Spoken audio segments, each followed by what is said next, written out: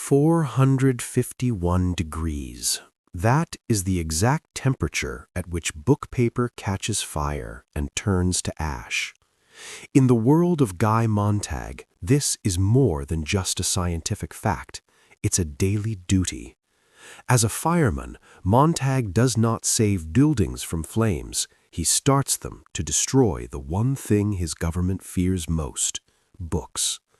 For years, Montag took an intense pleasure in his work, finding a special pleasure in watching history disappear into charcoal ruins, while the rest of society stayed numbed by wall-sized televisions and mindless noise. He never thought to look inside the pages he was burning, until a chance encounter with a young girl forced him to face a single, life-changing question: are you happy? Ray Bradbury wrote this masterpiece in 1953 during a time known as the Atomic Age. The world had just seen the horrors of World War II, and people were terrified of nuclear war and government control. Bradbury was also a man who truly loved books. Because his family couldn't afford college, he spent his youth in public libraries, teaching himself everything he knew. He wrote the first draft of this novel in a library basement on a typewriter he rented for 10 cents every half hour. To understand this book, you have to understand Bradbury's language. His style is poetic and very descriptive. He doesn't just tell you what is happening, he makes you feel the heat of the fire and the coldness of the technology. For example, look at the very first sentence of the book. "It was a pleasure to burn." With these 5 simple words, Bradbury makes the act of destruction sound beautiful and terrifying at the same time. The story follows Guy Montag. Montag is a professional book burner who has never questioned his life. He is part of a society that has traded deep thinking for fast cars, loud music, and giant television screens that cover entire walls. People are never lonely because they are always plugged into seashells, tiny earplug radios that fill their heads with constant noise. But beneath the surface of this perfect, happy world, there is a deep sense of sadness that most people are too distracted to notice. Montag's life begins to change when he meets a teenage girl named Clarice. She is unusual because she likes to walk, look at the moon, and ask questions.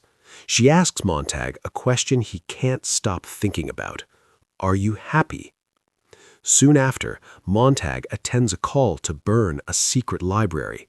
The owner, an old woman, refuses to leave her books. She chooses to stay and die in the flames rather than live without her literature.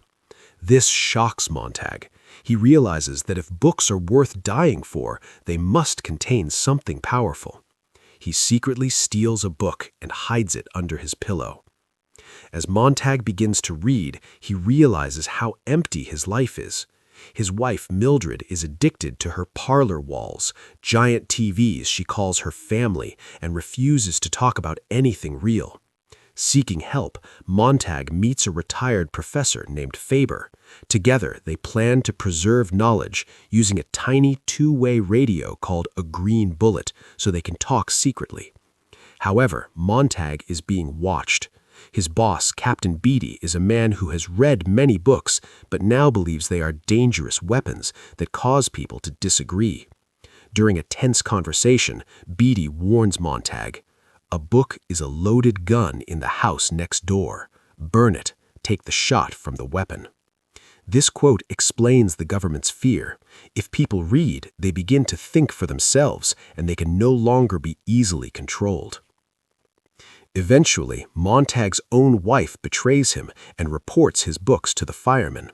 Montag is forced to burn his own house. In a final act of rebellion, he turns his flamethrower on Captain Beatty and escapes into the countryside. There, he finds a group of book people, intellectuals who have memorized entire books to keep them alive for the future.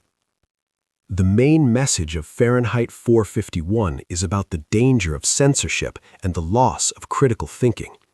Interestingly, Bradbury didn't believe the government forced this on the people. He believed the people chose it themselves by preferring easy entertainment over difficult truths. Today, the book feels more like a prediction than a story. We see Mildred's seashells in our own earbuds and her parlor walls in our smartphones and social media. Bradbury was warning us that if we stop talking to each other and spend all our time staring at screens, we might lose our ability to feel empathy and understand the world. As Montag looks back at the city, it is destroyed by war, but he is not hopeless. He carries the words of the Book of Ecclesiastes in his mind, ready to help rebuild civilization. Fahrenheit 451 reminds us that books are more than just paper and ink. As Montag says, there must be something in books, things we can't imagine. You don't stay for nothing. The next time you pick up a book, remember that you are holding a piece of human history. Don't let the fire go out. Thanks for listening to Books Simply. If this explanation helped you understand the book more clearly, feel free to explore the next video in the series. New book explanations are added regularly. If you spot any mistakes or have suggestions, feel free to share them in the comments. If this helped you, a like is appreciated. You're welcome to subscribe and let us know which book you'd like to hear next.